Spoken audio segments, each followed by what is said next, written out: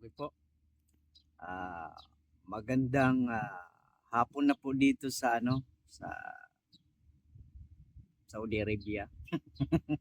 Saudi Arabia. Okay. Kasama ko po yung mga kasama natin, yung mga pogi nating kasama dito.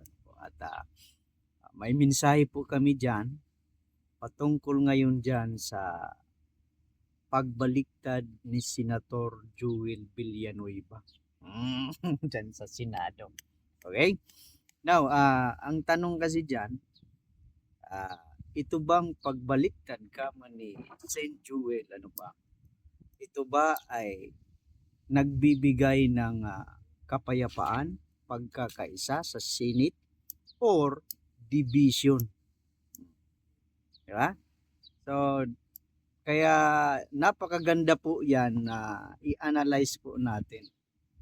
Amen? Na ano ba itong ginawa ni Saint Joel? Ano po? Kasi marami po yung against dyan sa pagbaliktad niya. Amen? I don't know he coming or not. He will come. Now, gusto kong tanungin itong kasama natin, ano po, kung ano po ang mensahe niya kay Senator Joel Villanueva. Bulo. Senator? Bulo. Joel, mahusay ka. क्या बोल रहा है मालूम? क्या? सीखी को है उन लोगों को यार मुझे लॉस करे मुझे मैं तो मुस्लिम है ना Bulo. Senator Joel Villanueva, mahusay ka. Talaga. So para sa kanya, ang ginawa ni Senator Joel Villanueva ay mahusay.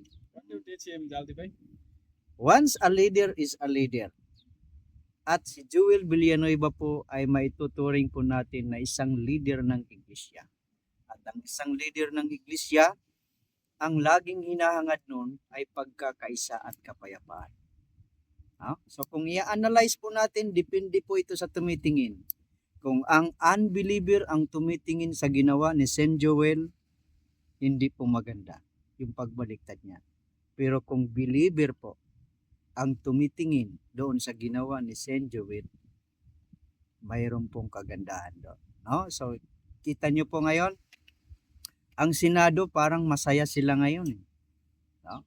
Masaya sila ngayon na kumpleto na naman sila, balik trabaho na naman sila. So, conforme po sa tumitingin.